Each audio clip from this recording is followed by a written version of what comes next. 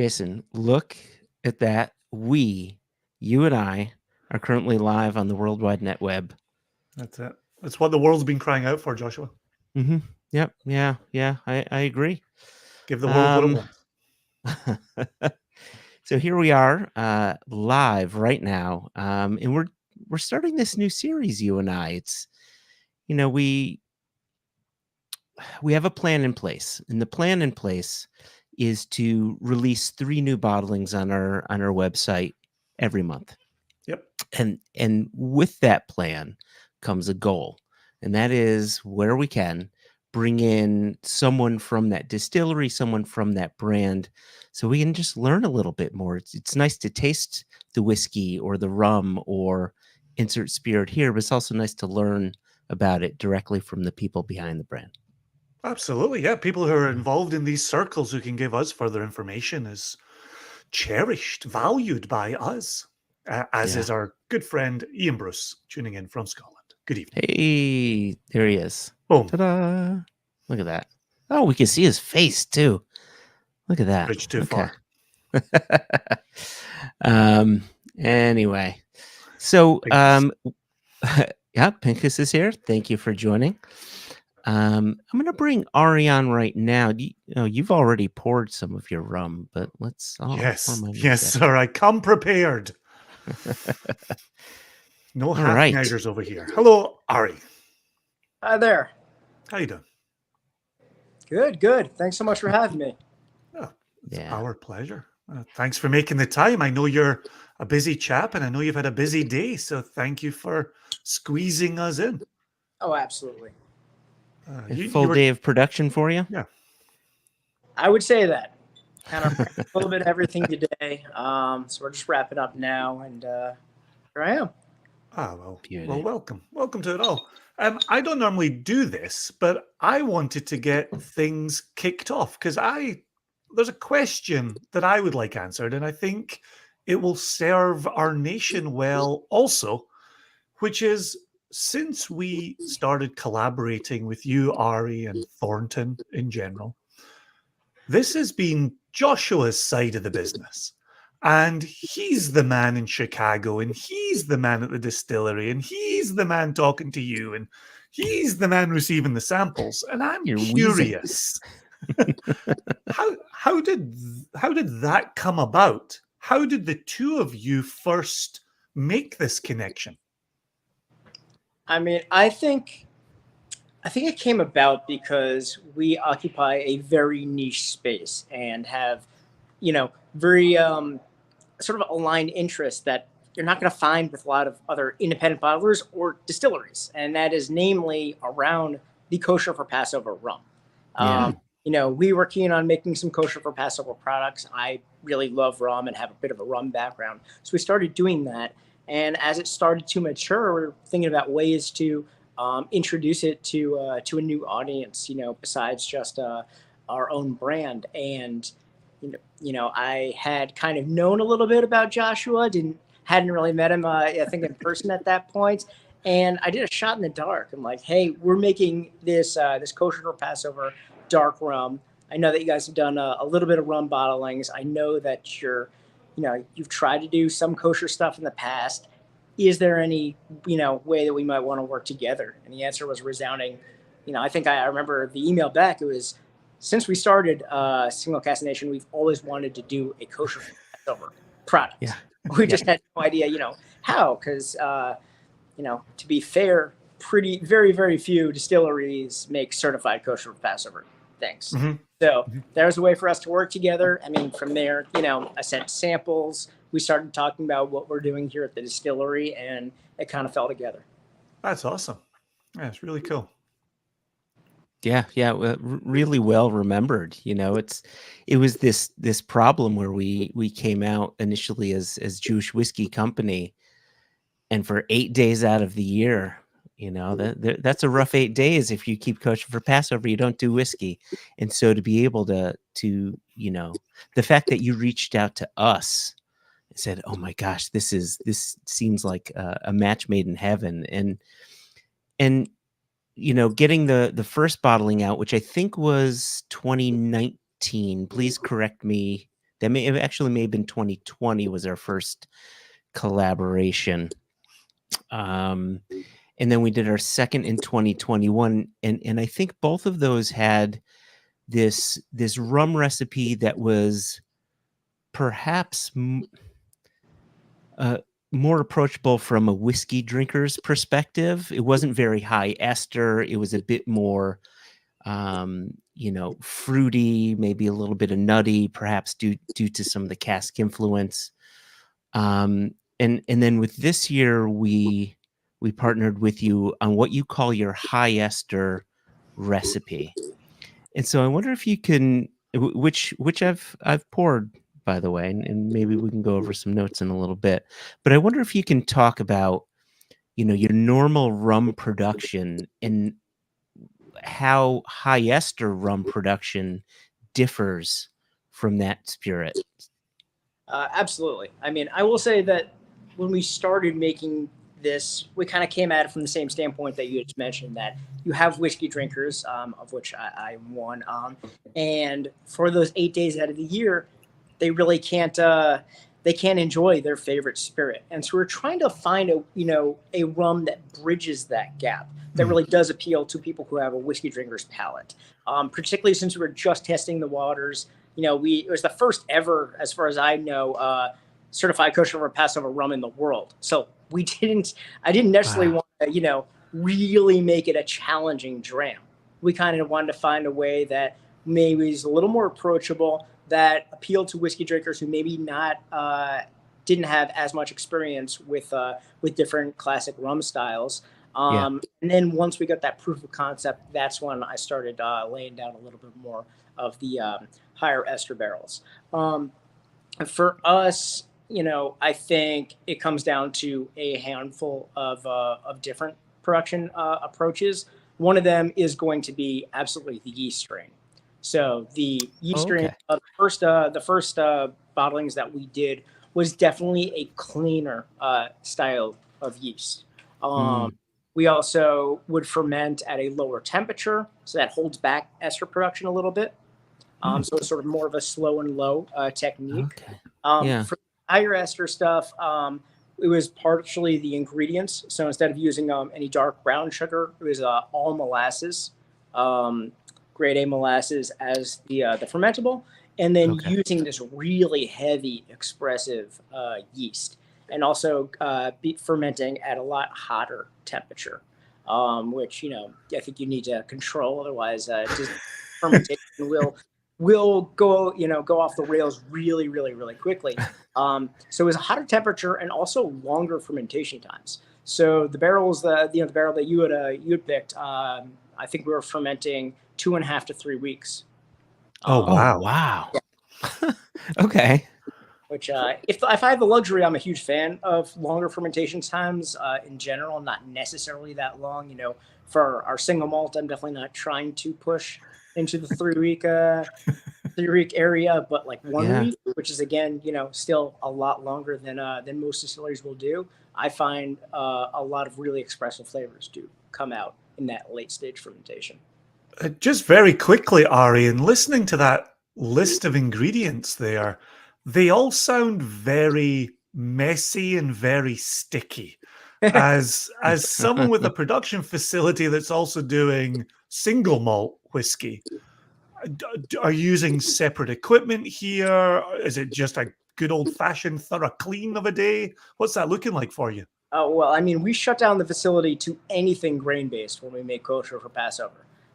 So it is a literal, hard stop. We've gotten everything out of tanks, everything, any whiskey already distilled, then absolute deep cleaning. Then we bring in the big guns. And by that, I mean, we bring in the rabbis to supervise the koshering of the facility. And we will run boiling water through everything that we have to kosher and make it essentially bring it to a baseline from a kosher standpoint. And from there can start to do kosher for Passover. Gotcha. And then we do most of that at the end at the same time, as well, because I don't want my whiskey tasting like rum, and I don't want my rum tasting exactly like whiskey. Yep. Huh. just on the kosher side of things, really quickly. I think when I think about bourbon or rye, um, quite often they'll include malted barley in that mash because it helps to kick off the fermentation process with those enzymes. And I wonder, is that a thing with rum? Do you need to add enzymes to that to No, kick off the fermentation? No. no, you don't need any enzymes because you already have a fermentable sugar. So Okay. you need enzymes when you're dealing with cereals because usually you have a starch that you then need to convert into a sugar that the yeast can ferment and give you a glorious alcohol. But that's not the case with rum. However, rum is very tricky to ferment for a handful of reasons. Depending on what you're actually using as a fermentable, you may need to add some type of nutrient, namely a nitrogen source. Otherwise, it's happy. On top of that, rum is notorious for the pH absolutely crashing. So you could easily, within a day, find that you're starting a pH at a pretty neutral, I want to say like 6, and then it crash below 3. It'll go really low, and at that point, the yeast will essentially stop fermenting. So it's important that you find a way to buffer that. For us, we found that works out really well with our artesian, our limestone filter artesian well water, which is naturally very mineral forward. It's a harder water source, as well as using some calcium carbonate. That's pretty common as well to act as a pH buffer in case it does go down. So when you're talking about that crashing, you're talking about a very acidic environment, and then to bring it back again, you're making it an alkaline. You're presenting alkaline to bring it back towards neutral. I would say you always want a fairly acidic environment when you're doing a distilling fermentation. Ideally you'd want it within a range where yeast are happy, but bacteria, it's too low a pH, a more acidic environment, then bacteria is really happy. Now, paradoxically, if bacteria does get into the mix and really takes over fermentation, the pH will crash. But if you have it low enough, it doesn't even start that way. So it's kind of it's a little bit of a moving target. Interesting. Yeah. Interesting. You were mentioning a moment ago as well about temperatures during that fermentation. What do you have in place for controlling, assuming you do have something in place for controlling that temperature? How do you operate that on a day-to-day when you're going for potentially 3 weeks? Yeah. So I will say, not only are we doing a 3 weeks, but we're also usually doing it in the dead of winter because we're trying to get our kosher for Passover spirit ready here in Chicagoland, mind you, where it's not exactly warm. We're trying to get it ready for the Passover season. So our rum campaign is kind of like the worst time, or not the worst time, but the most unconventional time or unconventional like environment for people to try to make rum. So it's usually in the dead of winter. So we rely on a couple things. One, when we are making our rum mash, we run it through a heat exchanger as we always do with whiskey or rum, but we're not cooling it down quite as much. We're trying to go into the fermenter on the higher side. This will also cause, a more robust start to fermentation, which is good. You want the yeast to really start kicking off because any lag phase is a potential for bacteria to get in the mix and start multiplying. The other thing that we'll do is we'll allow the temperature to free rise because as fermentation starts, that yeast, all that activity, that fermentation activity will give off temperature, will increase the temperature. So in most distilleries, it's more common to cool down a fermenter than it is to increase the temperature. But for us, it actually will, as that fermentation goes along and that initial, that initial spike, that initial really vigorous fermentation starts to get more and more tapered off, we'll actually run some hot water through the jackets of our fermenters to bring that temperature, which is also nice because, again, at higher temperatures, you get more ester production. So that's actually a very common technique for when Belgian brewers make saison styles. Towards the end of a fermentation, they'll allow that temperature to rise. Sometimes even just like free rise, sometimes way into the 90s, which if you're making beer is very, very uncommon. The reason is that help the beer dry out, so attenuate, let that yeast really eat all the sugars and convert that into alcohol, but also really drive those esters, which for those styles of beer are really characteristic. Gotcha. Very good. Well said, sir. Yeah. That was nicely explained. And by which I mean I followed it. So just really quickly, back to the yeast and the yeast that you're using, Jason and I know malt whiskey well enough, I hope, to understand where certain flavors are coming from. Is that a cereal-driven flavor? Is that a yeast-driven flavor? Is that a cask-driven flavor? If it's a blend, what's the grain doing? So on and so forth. From a rum perspective, where do you find that flavor is coming from? Because like you had said, you're using molasses or you're using dark sugar.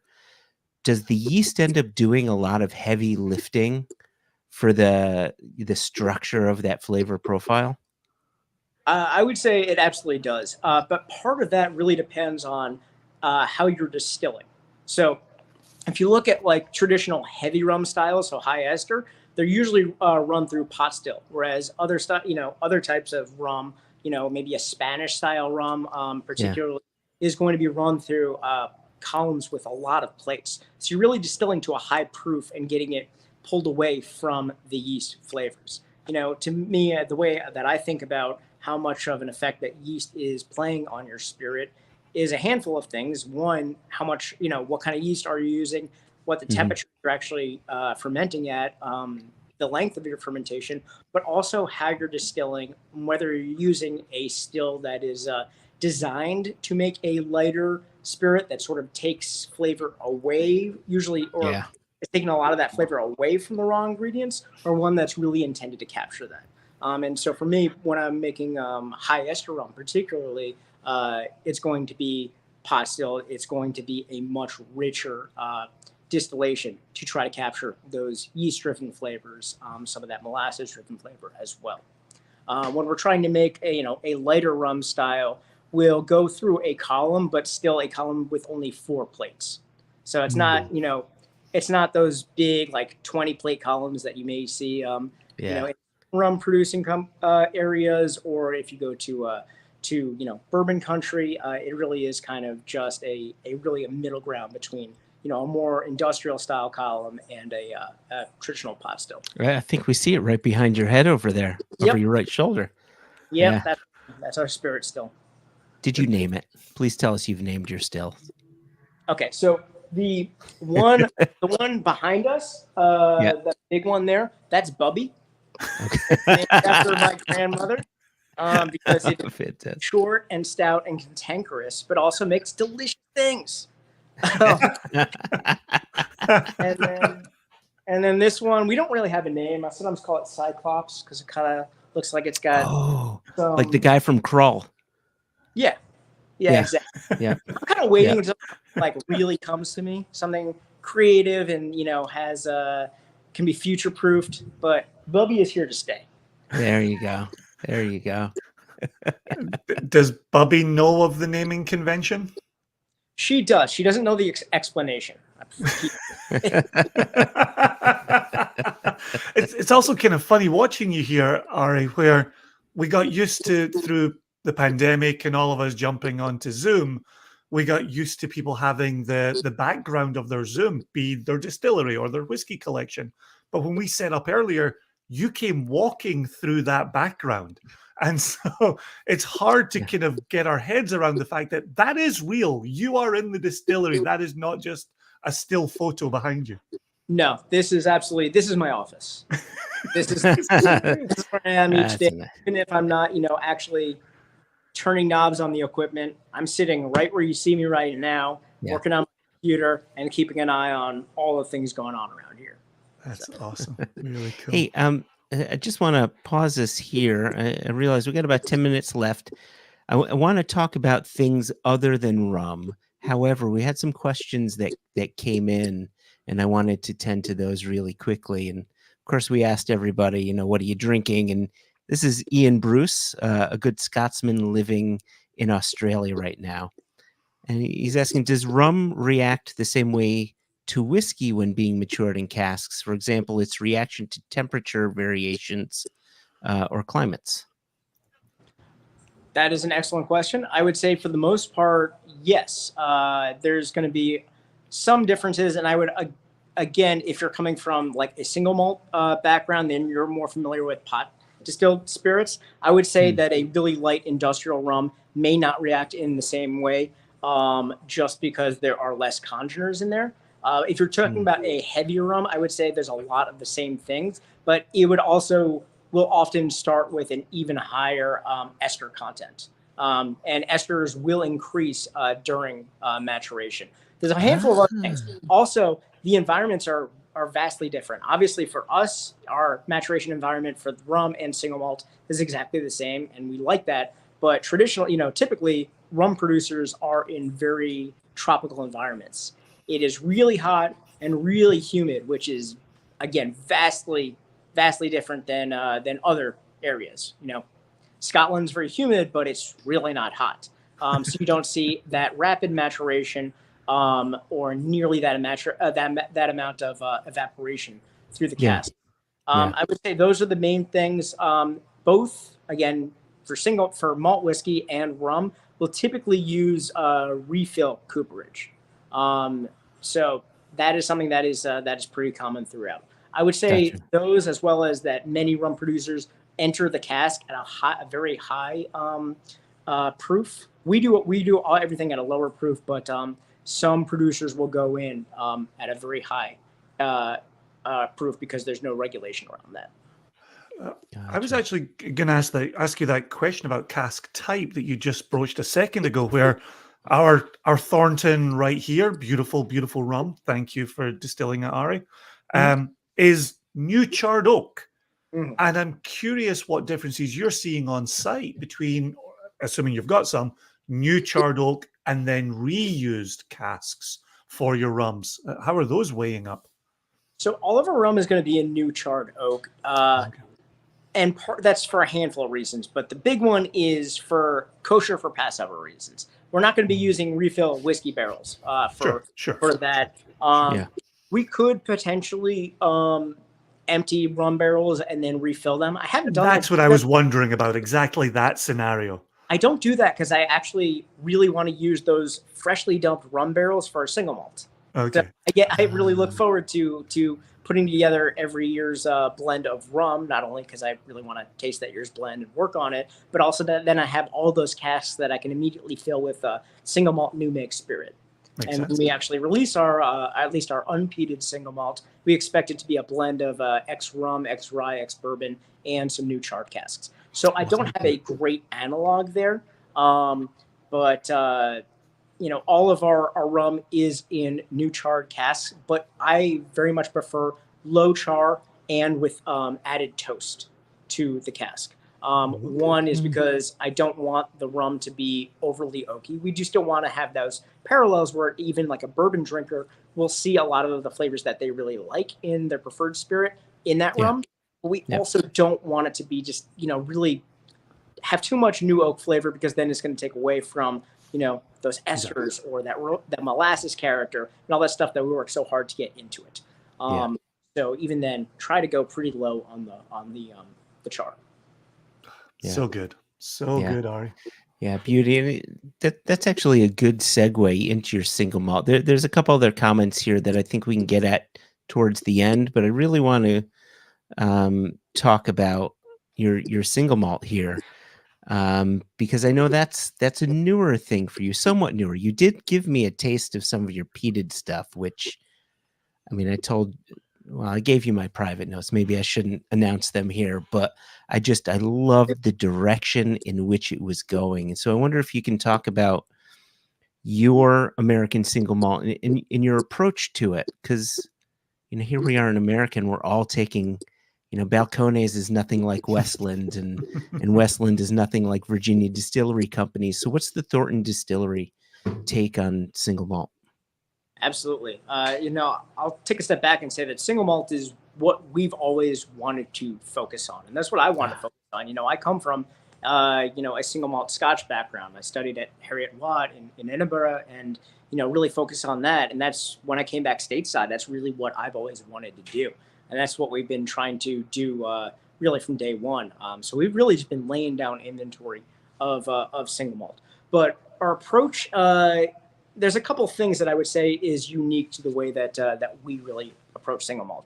One is everything is we work with a local craft maltster to source all of our malts. That actually started out because of the peated single malt, where we wanted to make a single malt with local Illinois peat. And good luck getting a large, multinational maltster to do a small run of privately smoked stuff. That's not going to happen. So we started looking for partners around here, and ended up working with Sugar Creek Malting Company, which we just found to be a pleasure to work with. Their malt is excellent quality. And they were really as excited about that project as we were. So since then, we sourced 100% of our malt from them. I would say between that, we're also using some specialty grains in our unpeated malt. So we're using a pale two-row, pretty traditional single malt based malt. Also using a Munich malt, a British style brown malt, and then a special B. So that is a dark roasted Belgian style malt that you'll find in our quads. Nice. And you get some of those really roasty flavors to come in the distillation, particularly towards the tail end of a distillation, which I really like. You start to get some of those nice like coffee and dark chocolate flavors coming through a little bit. I would say we also do long fermentations with a very fruity, expressive yeast strain. So we'll do week-long fermentations, really trying to get a lot of palm fruit and stone fruit flavors, as well as some floral character from that yeast. I would say the other things that are a little bit different are that, I say there's the way that is different from perhaps single malt Scotch, and then there's ways that it's a little bit different than a lot of American single malts. I'd say it's different from single malt Scotch in that we use a decent amount of new cooperage. So again, low char, toasted American white oak. And it's different from a lot of American single malts in that we use a lot of refill cooperage, because I really love spirit-driven single malts. And I don't want it all to really just kind of taste like bourbon. So we use maybe 30% new cooperage, and the rest is refill. So ex-bourbon, ex-rye, and ex-rum. And it's actually a pleasure to be able to make bourbon and rye and rum and work with some rye as well, because I can dump a cask in the morning and then in the afternoon fill it with new mix. So we were able to control the supply chain, the quality of those casks, and have them as fresh as really humanly possible. That's awesome. The other thing that I'll mention is that all of our spirits are made, they're kosher certified, even the non-kosher or Passover stuff, but they're all made with limestone filtered artesian well water. We chose the site of our distillery because it's the oldest standing brewery in Illinois. It was built in 1857 by a German immigrant, and he chose this area because there is a functioning limestone filtered artesian well under the building right here. We're able to use that water for all of our spirits. So we use that for mashing, for cooling our stills, and for proofing down of all of our spirits. And wow. One of those points, I think it does make a difference. That's awesome. I've been in that well, in that cavern, and it's cool. It's like you can film a ghost, like a spooky movie in there if you want to, but in the coolest way. I love it. You had a death metal band play in there, didn't you? Oh yeah. In fact, we did. We had a black metal band play there on Monday as well. So we have this ongoing series called So Below, where we'll have local metal artists basically record tracks down there, like part of an album, using the natural acoustics in the well, as well as the sound of dripping water behind it. And it's wild. I will say it's not easy to get equipment up and down into, but I think it's worth it. So they're continuing to do that, and people are loving the takes. That's awesome. I think we're going the same direction here. Before we hop out of here, Tim Mushaw is doing the corporate heavy lifting here, which is, how do we get the single malt? Do you ship, or do we wait for SCN to bottle one? So our single malt that's a great question. Our single malt is still maturing.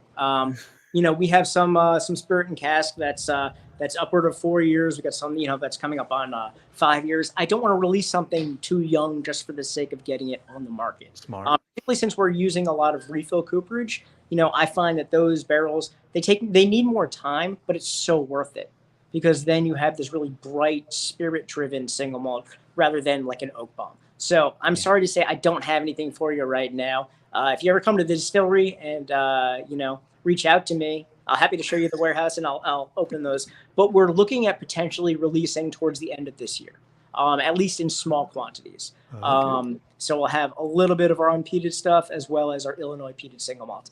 And then moving forward, I really hope to work with Cask Nation. Want to showcase like some of our really unique casks with them.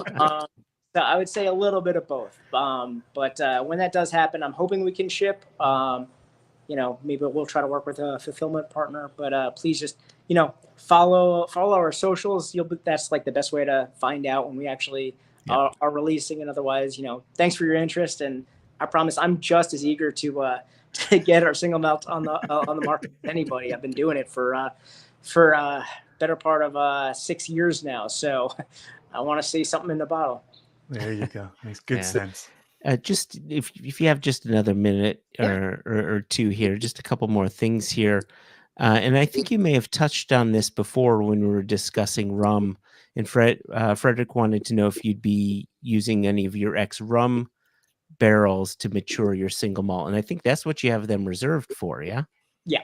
Every rum barrel that we pull then gets filled with single malt.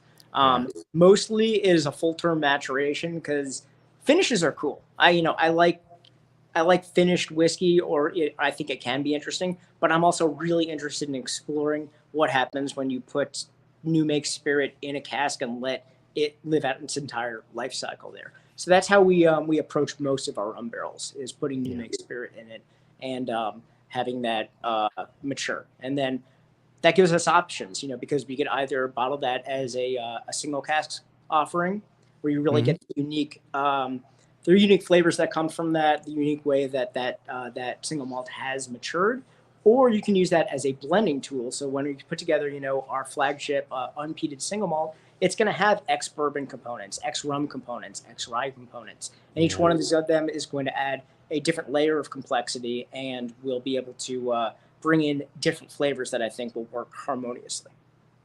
Beauty. Makes good sense. Yep. And then just really the last one here. This is one of the reasons I love our nation members, right? Dan Greisen, not Jewish, doesn't follow Passover, says he held off on getting a bottle so that those who celebrate could, but he may go back. So here's the news for Dan, for anyone who held off. Firstly, thank you. That really does the kosher keeping community a solid, because finding kosher for Passover spirits other than Slivovitz is not it's not so easy. So thank you. So Dan, anyone else who wants to grab a bottle, we still have a few bottles left. And I think that's it. That is it. That's it. Yeah, we'll be happy to have this on the Passover Seder table, and then we'll be happy to transition to backyard parties with friends, mixing Dayenu daiquiris, inspired by Joshua Hatton. Yeah, no, well, the daiquiri, yes, but Ari is the one who said, I do it too, and I called it Dayenu daiquiri. Said, well, there we go. We're all the way back to the source. Perfect. Yep. Now think about it. So for everybody watching, just really quickly, hopefully you enjoyed your time with Ari. We really appreciate your questions. If you want to come back on Wednesday, April 3rd, we're going to have Connell McKenzie of Ardent American Distillery with us. And joining us from Scotland. About them all the way from Scotland, and they're celebrating 10 years this year, which is pretty damn cool. And then on Monday, April 22nd at 8 p.m. Eastern, Simon Brooking, who most people know from Lefroy and maybe Beaumont, but the Ardmore Distillery is part of the Beam Suntory team. So we're going to learn a bit about the Ardmore Distillery with Simon on that day. So Ari, we really appreciate you coming on and being our inaugural guest. This was it was an honor. Oh, And Jason, that's an honor. You know, inaugural anything. It's an honor. Thank you so much for having me. You're welcome. Ari Klafter, #1. Cheers, everybody. Cheers, lads. Cheers, viewers.